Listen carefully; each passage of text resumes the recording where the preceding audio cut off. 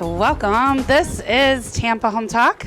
Really, Pat, we have to go here already. We were saving this for 9 o'clock. I didn't want to save anything for 9 o'clock. I know. Of course you did not want to save anything for 9 o'clock. We can make breaking news. Why don't we break news when it happens? Yeah, I know. Well, according to Patrick, we got is it Patrick? Pat. According to Pat. Patrick Robert. According to Mr. It's funny, your deed doesn't say Patrick Robert. According to Mr. Patrick Robert, we are proud to break the news that Tropical Storm Elsa has now been upgraded 2 minutes ago to Hurricane Elsa. All right, what's the track?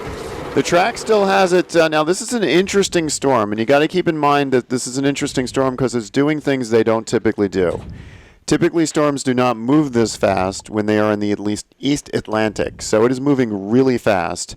The track has it ruining our Tuesday, so just when everyone's off for the 5th of July because they're Monday to Friday people, just when you think you're going to go back to work on Tuesday, we're going to have a really windy, thunderstormy day. We better take that day off, too. Yeah, exactly. I know Adam's... we're within 5 days, so Adam's got nothing to do this weekend. Yeah, pretty much. So Adam, at what point are you not binding insurance anymore? Is it hit yet? Or it's not already yet? hit. That depends on the carrier. So some carriers, they will shut down the entire state. Okay, we need to get my girl insurance today, no matter what. We're waiting on a clear 4 point. She needs insurance today, so get her bound. She does. She does. I'm not gonna have this conversation with you next week. I'm gonna freak out on you. I'm telling you right now. Well, we can have a conversation off air about that. Listen, I had a lady that paid cash, and so, not the same requirements, right? Because you don't have a lender sitting there basically saying, oh, you got to have this, this, and this before you close.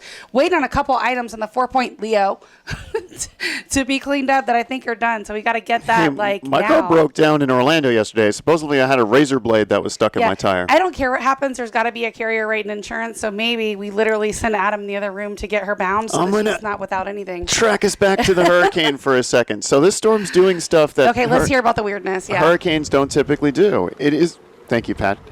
This hurricane is moving currently at the west-northwest track at 28 miles per hour. Now, a storm moving in the west-northwest track on its own isn't concerning. The fact that it's moving at 28 miles per hour is.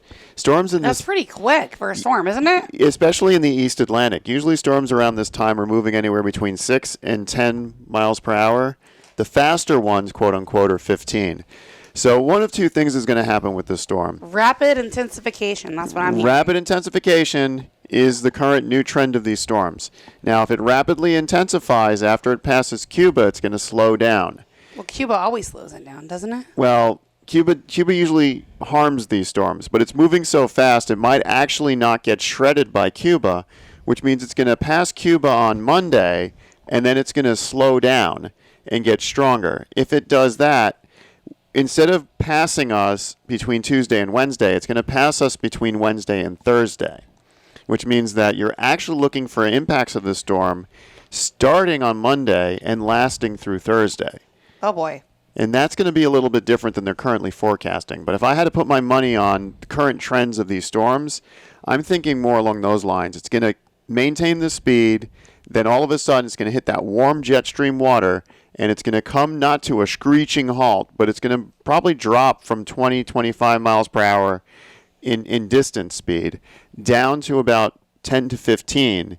It's going to get warm. It's going to start pulling in. So we're going to have a storm that could potentially just hover around our area. It's not going to hit us, but hover around our area, bringing wind and rain in over the course of a 2 or 3 day period. The other thing to think about with this storm is if it's on the west coast of Florida and it's off the shore, it's actually going to be bringing with it a nice storm surge. And that's what you have to worry about if you live in the coast. Because if the storm is hugging the west coast of Florida... Not just the coast, a lot of people that are... it's going to be pushing the water into the bay as opposed to a Hurricane Irma or an Eta, which were on the east side of Tampa, and it was pulling water out of the bay. So we're going to have storm surge from this. Look really careful on Monday for signs of the storm slowing, for signs of this storm hitting something called rapid intensification. It is a term the meteorologists are using a lot more lately, and it is a direct impact. Really? I didn't know that. That was my own word. Look at that. No, we talk about that for the past couple of years. It is a phenomenon that has started coming about due to an increase in global warming and an increase in carbons in the air. The Earth is hotter; it's retaining more heat, and these storms are becoming cooling engines, which they always were, but they're getting more intense on this cooling part. So that to do that, they're getting stronger, and that's what we're seeing here. You have to think, like, in the past 50 years, we had a total of 10 storms that, quote unquote, rapidly intensified before they hit the shore. However, in the last 3 years, we also had 10 storms. So if you take 50 years to 5 years ago, we had 10. And if you take 5 to 0, we had 10. So these storms are doing this more. So I'm predicting that this storm is going to pass over Cuba, slow down, rapidly intensify, and basically ruin my work week. Sorry to hear that, Leo. You should have been a meteorologist. I think you missed your calling. So where do you think it's going to hit?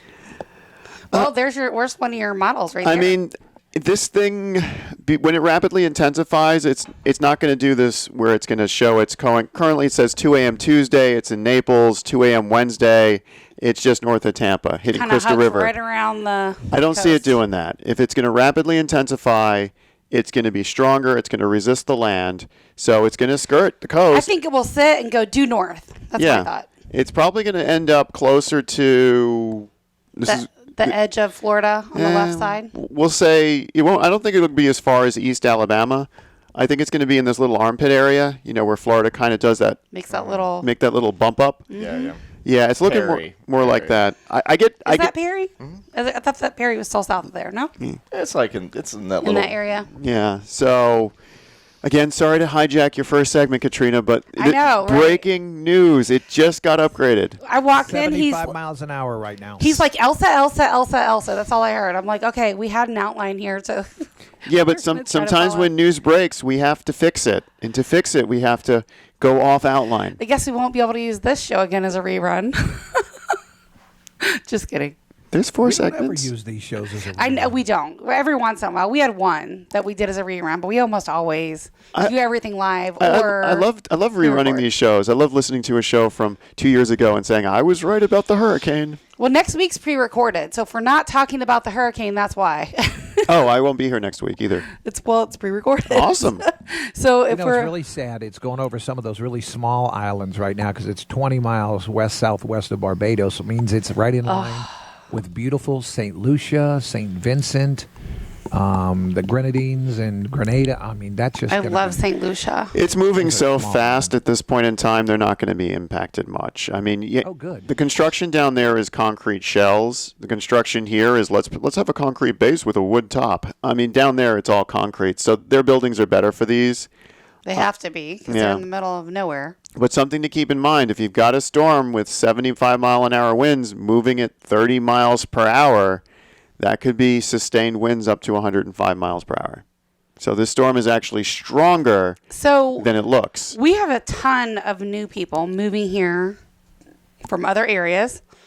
So let's talk about that. Let's break that down. What does sustained wind mean? And we probably should change gears just a little bit, just because we're already on this track, about how to prepare for hurricanes. So the way storms are rated for 2 things. There's sustained winds and there's max gust winds. Yeah, because you got to think it. Somebody moving from New York has no freaking clue what you're talking about right now. So there's 3 different winds you pay attention to in a hurricane. One is how fast is the storm moving. That's like you're at your stop sign, the light goes green, you slam on the gas pedal. How fast are you moving? The next thing you pay attention to is the sustained winds. That's how fast the storm is making that big circle. So you flush your toilet, you watch the water go in a circle. That's pretty much, when they're talking about sustained winds, they're talking about how fast that toilet bowl water is swirling. And the last thing is gusts, because this is a storm, so it's not going to be constant. They say 70-mile-an-hour sustained winds. That doesn't mean 70-mile-an-hour winds the whole time. So occasionally you get an even bigger wind. You get a little gust. So that's going to be above and beyond that. So gusts could be 20, 30 miles an hour stronger than that. And that's how you break down hurricane winds into 3 different categories. The other 2 things you need to look at is how big the storm is. Yeah. And that's how far out these winds go. The bigger the weaker the storm, the more these winds and rains are further away from the center.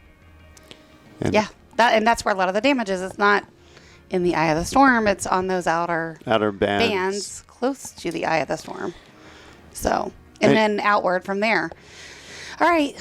Since we're rearranged, we're going to talk about how to prepare for these storms if you don't know. And I'm just really curious, Pat, so I'm going to give out our on-air number. If you haven't experienced this, 888-404-1010. Give us a ring. Are you looking?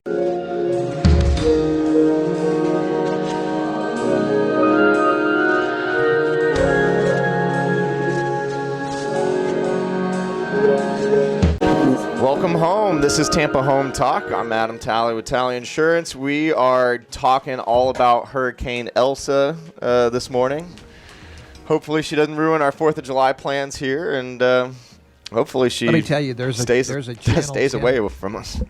There's a Channel 10 track right now. It's bringing it right over the top, curving right over the top of Tampa Bay. Well, they always have to show a model 5 days out hitting whatever major city you live in. Is that like a requirement? That's like a requirement. So we're 5 days out. It's going to hit Tampa. Everyone start preparing now. Hit your ABC liquor store and your Total Wines. That is the worst looking track I've seen in years. Well, if it's a pretty quick moving storm, if too. If it's this far out and it's going to hit Tampa, then it's definitely not going to hit Tampa. Yeah. If it was a day out and it's going to hit Tampa. No, it's just 5 days. Well, you can't say definitely. I mean, things to look out for. A storm that is north of Cuba and has never hit the west coast of Florida. This one's south of Cuba. It's all going to come down to that rapid intensification. This is good for Tampa. The stronger the storm gets, the less likely it will be to track east. So we're either going to get a weaker, ruined work week for Leo, or we're going to get a stronger storm that's going to be further up the coast. I don't think Leo's on the storm list this year. No.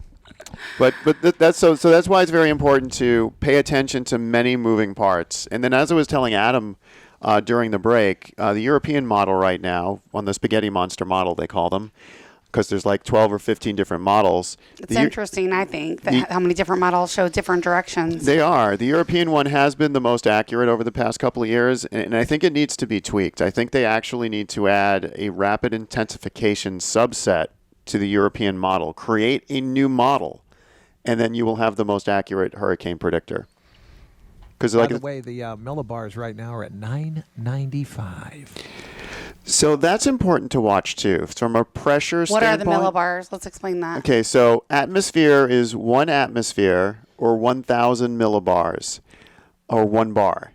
So basically that's normal conditions. Normal conditions are I'm 1,000 millibars or 1 bar.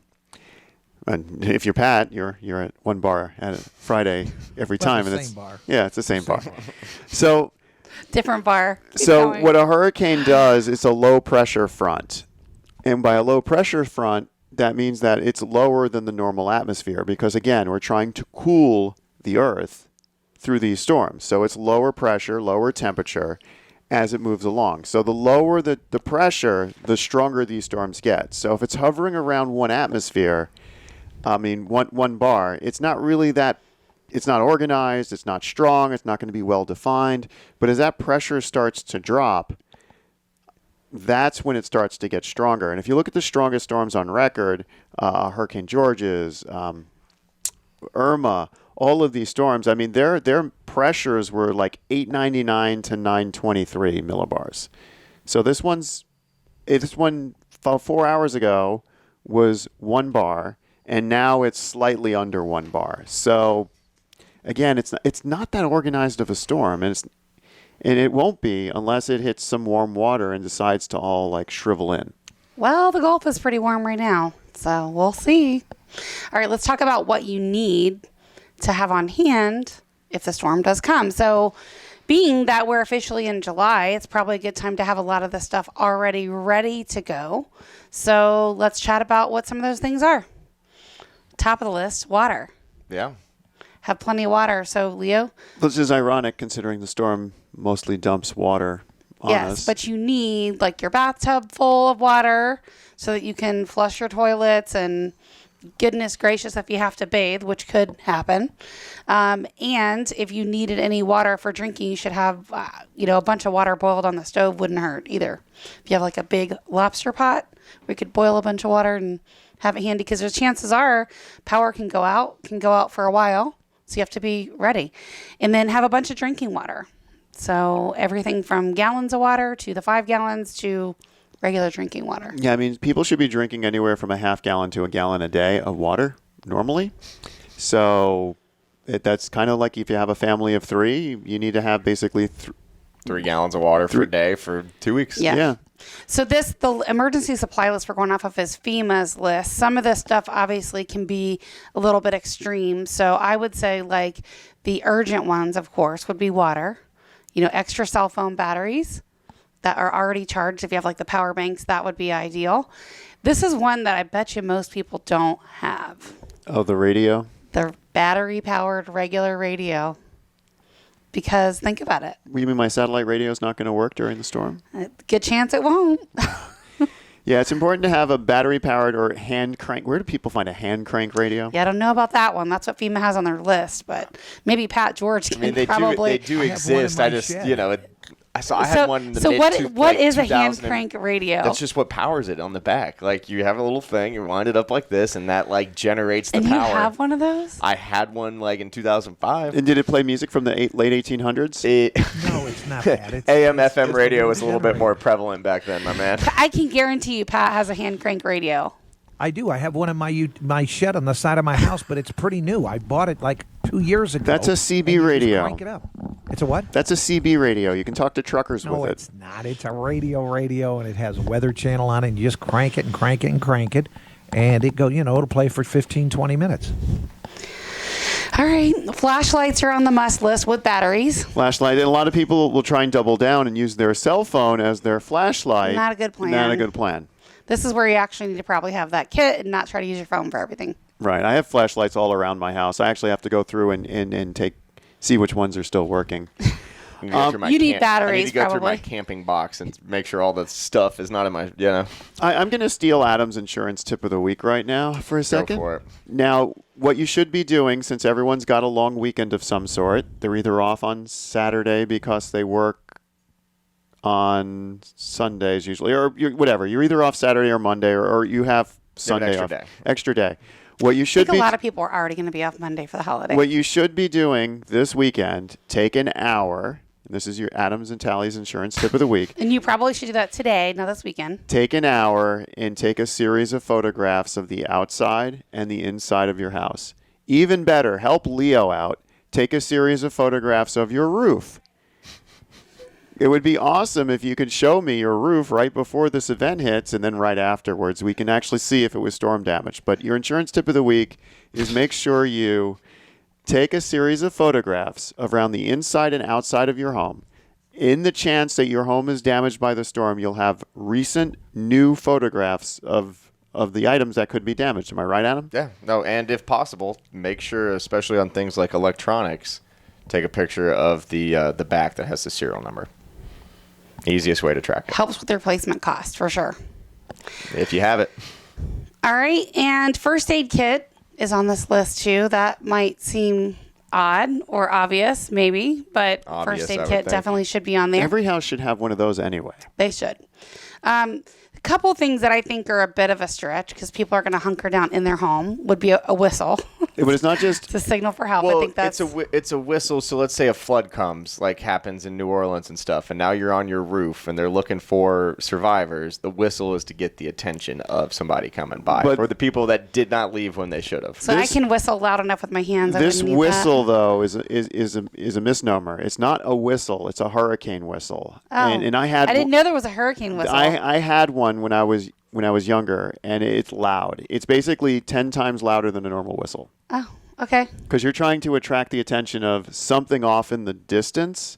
So you need actually a high-powered whistle that actually can do that. And these things are loud. These things are so loud that when you blow it, you should be wearing some kind of hearing protection. So it should say hurricane whistle. Pretty much. Okay, got it. So yeah, So it's really nice to work with the Doomsday crew here. Yeah, I don't think we're going to be flooding and then have the need for it. But yeah, whistle here is not actually a coach's whistle. It's actually one of those super air whistles. And some of the stuff that you probably already have on hand, dust masks. We all have a million of those at this point. Moist towelettes, probably with some garbage bags and plastic ties and personal sanitation items. And non-sparking wrench or pliers to turn off utilities. Yeah, because here's what you have to think. If you have downed power lines, now if you see downed power lines anywhere, do not go anywhere near them.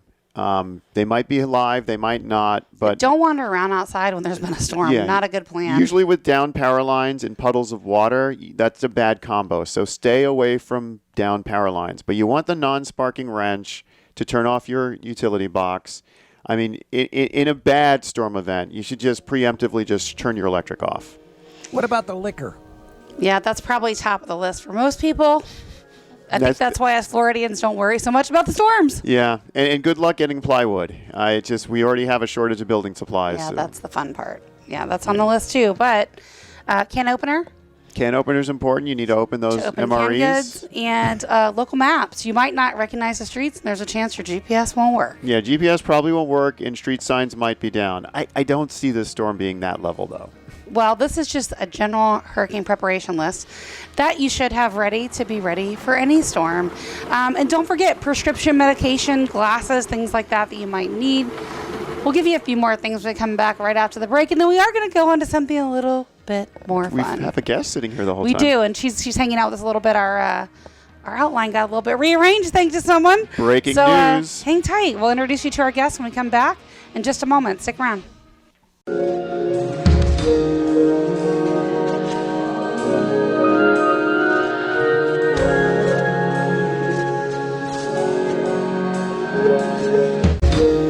Welcome home.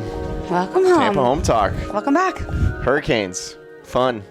I'm really curious if you're listening to our program right now and you are from out of state and you've just moved here. I would really love to hear from you.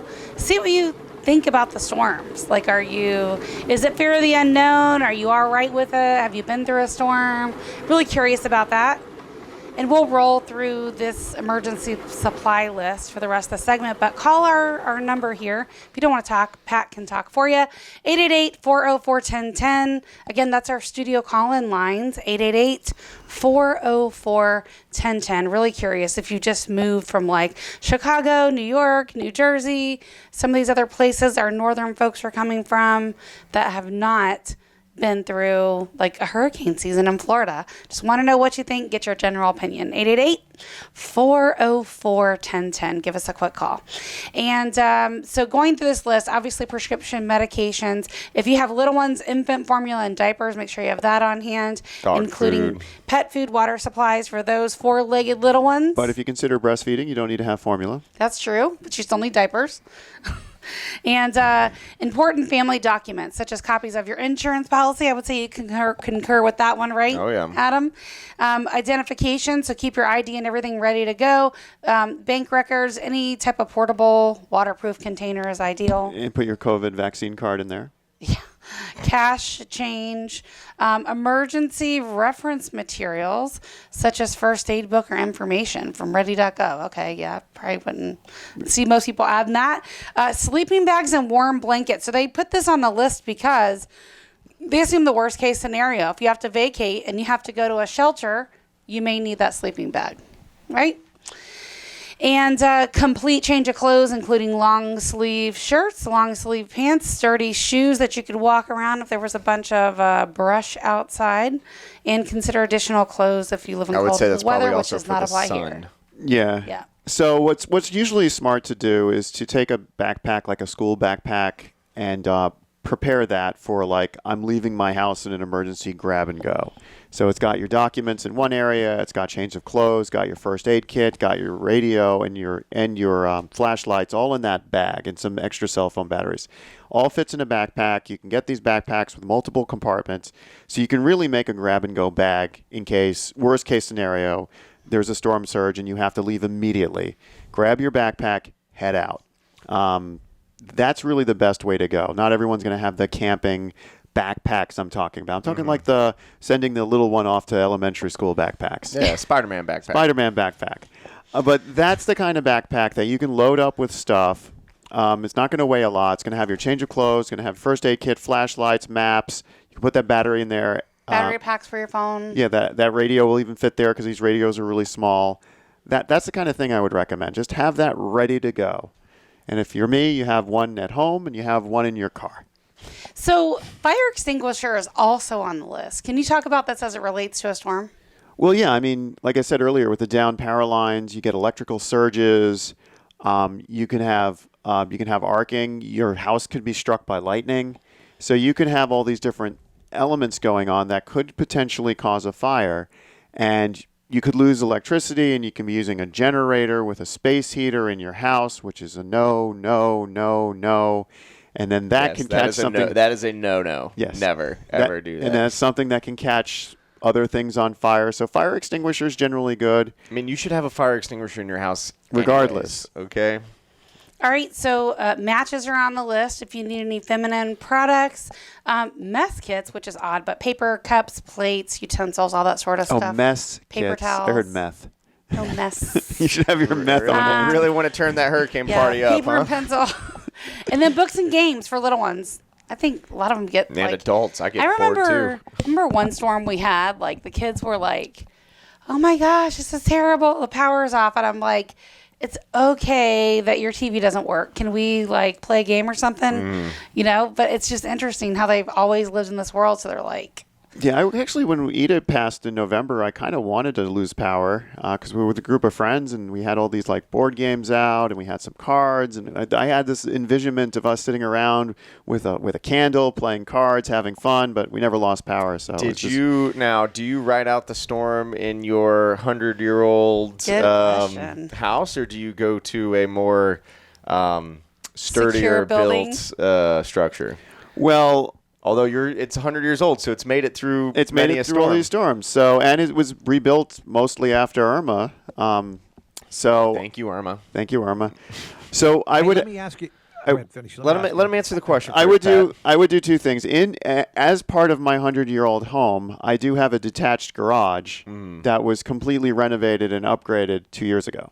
Yeah. So I would just ride out the storm in the garage. The garage. Well, the detached garage is a 2-bedroom apartment, basically. Get all set up. So I would just ride out the storm there, but I'm going to go wherever a group of friends is going to invite me. I don't care about the structure at that point. I'm just most impressed that you have friends. Yes. Thank you, Adam. Let me ask you this. How many times have we seen the track of the storm change? Oh, every time. Gosh. All the every time. Well, who thinks it's going to be exactly the way it is today? Well, like I said before, 5 days out, it's got to show it hitting you. I mean, that's just what they show. 5 days out, it will show you a track hitting yourself.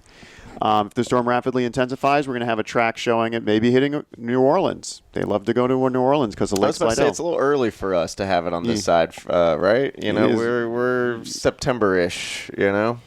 So I don't even know if you realize this, but like you went straight into Elsa. We didn't even talk about numbers at the top of the 8 o'clock hour, which we'll get to at the top of the 9 o'clock hour. Breaking news, Katrina. Breaking news. I know, but you have to. People tune in to listen to real estate stuff. Okay. Here. No? Yeah. What do you think, Pat? What's your opinion on that? It's colored come this back time. to that. Well, I like the breaking news, but I have to tell you that we did have a caller that said, "How many homes do we have left?" Oh, we're going to talk about that in 9 o'clock hour. We don't have many. We're going to talk about that in 9 o'clock hour. Because less than 700, Pat. So let's go to Marielle. She's been so patient hanging out with us here. Welcome. So we have Marielle Fernandez. She is joining us today for the 4th of July celebrations, and she is with Avalon Park and Wesley Chapel. Welcome to the show. Good morning. Thank you. Good morning. So let's talk a little bit about what you do. So are you're working for the HOA? Are you guys preparing some firework festivities, hopefully? So I work for the developer for Avalon Park. I'm the marketing and events coordinator, so I help plan the community festivals and smaller community events. So let's talk a little bit about Avalon Park. Tell us about it. So Avalon Park, we're located in Wesley Chapel. We're about 7.5 miles east of I-75, right off of State Road 54. We are a master plan community, so at its completion, it's going to have a downtown, so a pedestrian-friendly hub of activity.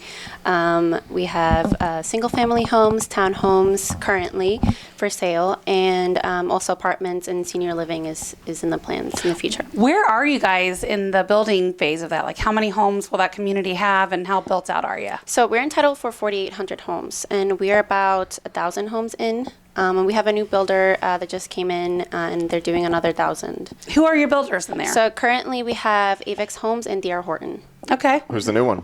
D.R. Oh, okay. Yeah. So Okay. so you just had the other one. Okay. So now, you have a 4th of July celebration planned? Yes. Okay, talk about that. And I think the weather probably will cooperate, oddly enough.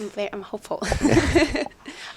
So it's open to the public, family friendly. We bring in bounce park, caricature artists, face painters. We bring in vendors, food trucks. We have community performers, and we end up the night with an awesome fireworks show. So where are you like, what time is this stuff starting, and like, where is it going to be? So it takes place in Avalon Park in our amenity center, and it starts at 5 p.m. and ends at 9 p.m. Do I have to be a resident of Avalon No, Park, she or said can open I to be? public. Oh, awesome. Perfect. Oh, everyone's welcome. Is this the first time you guys have done this event, or have you done it No, in the we've future? done it. I mean, the past. I think this might be our 7th or 8th year in a row. Oh, wow. Yeah. I didn't even know that. I feel so, but I'm usually on vacation that week, so. Yeah. Out of the area. So you're going to have all kinds of entertainment, it sounds like, for the kids. So I heard entertainers, Yes. a bounce house. Face painters, stilt walkers, caricature artists. We have bounce houses, wet and dry slides. So it's going to be really fun. I think we also have a bungee jump. Wow. Those are pretty cool. Have you and your wife done those caricature things? I'm still trying to. Where is this tower for the bungee jump? I mean, It's one of those mobile ones that they set up and take down on the same day. okay, because I was going to say that we don't have hills. You're going to bring it. You're going to bring it. We're going to bring the hill. So is there going to be food there? There's food trucks, yes. Food trucks. Okay. What time are the festivities starting, and what time are you guys trying to plan fireworks? So the event starts at 5 p.m. and goes all the way through 9 p.m. and the fireworks go off promptly at 9. Okay. And how long is the The fireworks fireworks display show, supposed to last? it's usually about 15 to 20 minutes long. And how far away can this be seen? It can be seen pretty far. I don't know exactly the height, but I know that people see it all the way from down on 54. So Yeah. So You don't have any firework engineer knowledge to, enlighten us with? Well, I mean, you can see fireworks from up to 10 miles away, depending on how the clear visibility that you might have. So what does someone need to know that's attending your event? And is there a cost, or? it's free. It's free and open to the public. That's pretty much it. They just can come in, bring their kids, bring the family to have fun. They can bring their dogs if they want, if they're not too scared of fireworks. Is there enough seating, or should someone bring those folding chairs? They should bring their own if they like. Yeah. Okay. How many other events do you guys do, like, for all your community members? So we do big festivals like this one. We do about 4 or 5 throughout the Okay. year. We do one called Absolutely Avalon at the beginning of the year. What is that? That's more of like a multicultural event. In the past, we've kind of mixed it with Easter. So we bring in the Easter Bunny and do Easter egg hunts.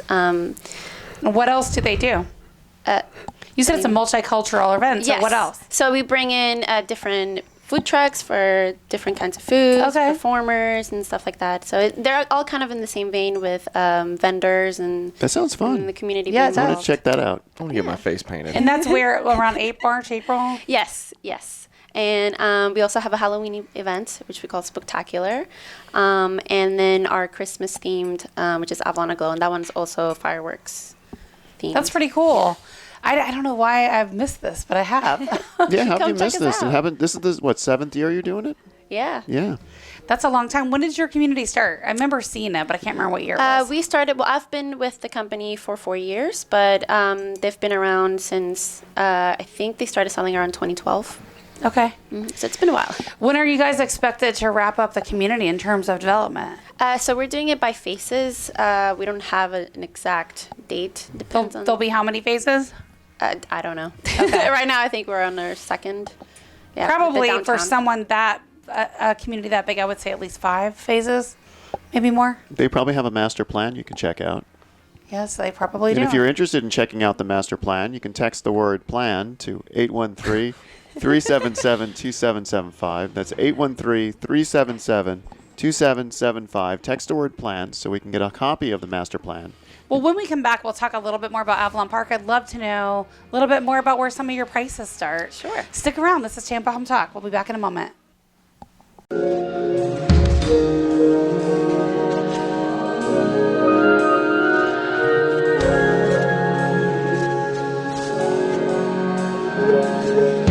Welcome home. This hour is moving by as fast as the storm apparently is moving through the Gulf. Yeah. So let's chat a little bit more about Avalon Park, shall we? We should. We'll talk about some more storm stuff for sure next hour. No, we won't. We got to Some move on to numbers. housing crisis and home affordability. What else did we not talk about in the storm arena that you want to talk about? Nothing. We've covered everything.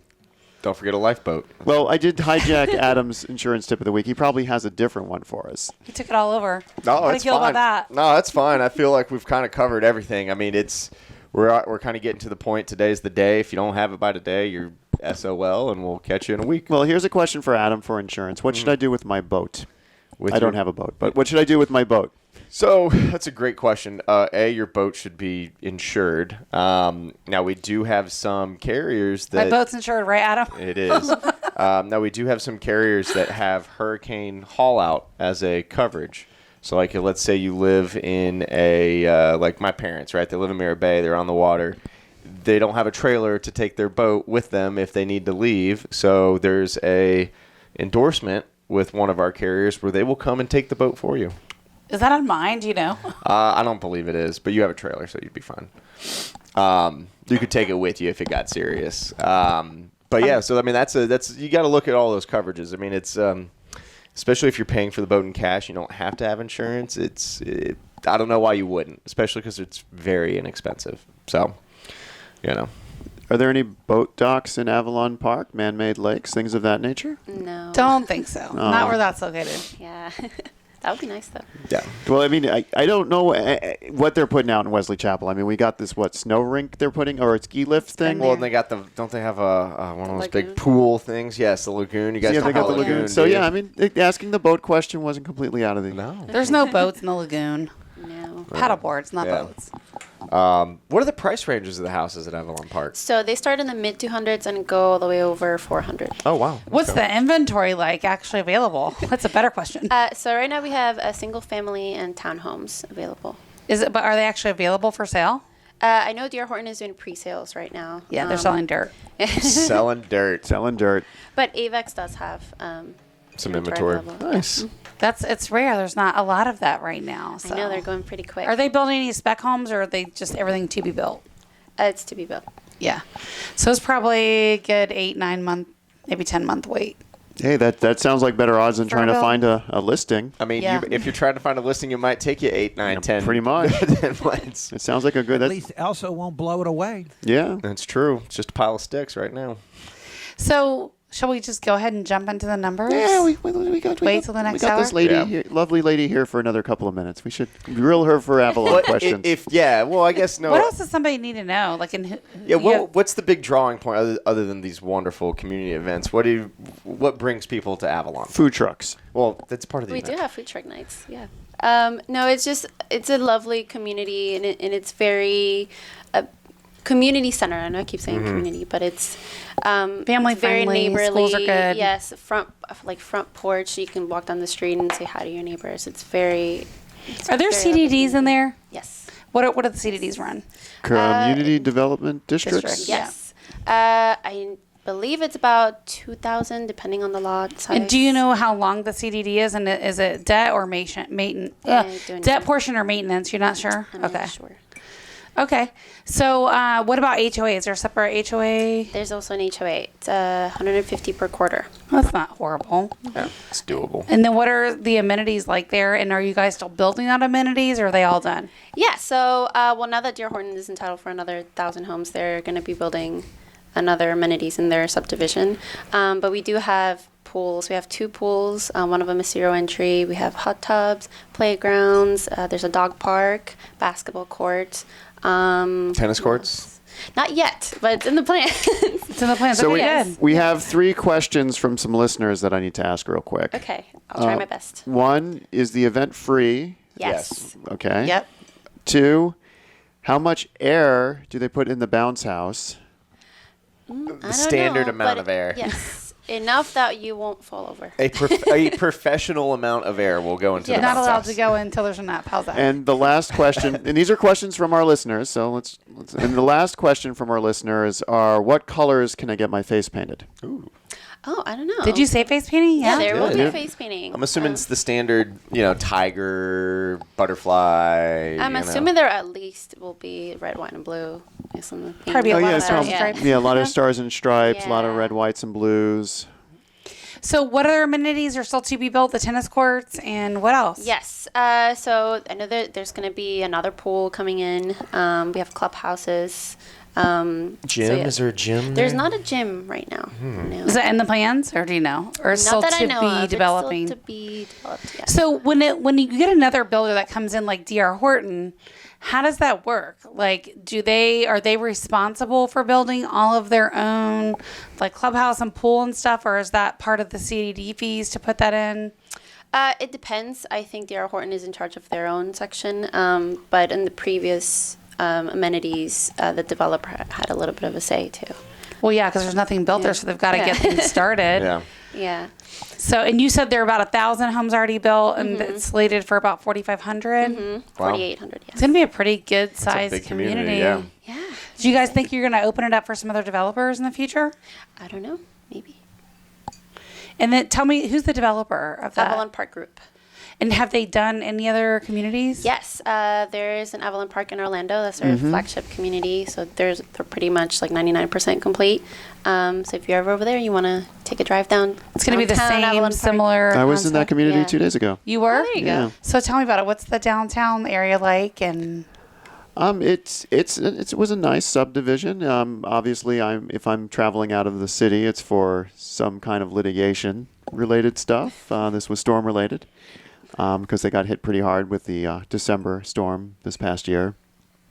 But yeah, it was a nice community. Houses with siding and roofs, in box-like shapes. So All are that you fun an stuff. expert witness, or are you going out and doing the what do you? I'm an expert witness. Okay. Yeah. carry on. No, that was he answered the question. That was fine. That's all I had. I'm sure you have questions for these guys, right? We have Mr. Meteorologist to my right and insurance guy to the left. You got nothing? Yeah. I think they answered everything. All right. If you want to get some more information on Avalon Park, just call or text us at our off-air number, which is 813-377-2775. Again, 813-377-2775. Marielle, is that right? Yes, that's Thank you right. so much for coming in and being our guest. Thank you for having me. For this hour. Can't wait to check out Avalon Park, and hopefully our listeners will as well, and will chime in and tell us what they think. We'll have to check out that Orlando location. Whereabouts is that? Off of Celebration. Your Celebration. Okay. All right. This is Tampa Home Talk. Stick around and we'll be back for hour number 2. We're going to talk a little bit about the decline in affordability. We're also going to talk about the numbers for the week so that you know how we're doing on current inventory. And then we also have Mr. Tom Brudebaker with Tam Bay Commercial. He's a commercial real estate agent. Stick around. We'll be back right after this break for hour number 2. Come.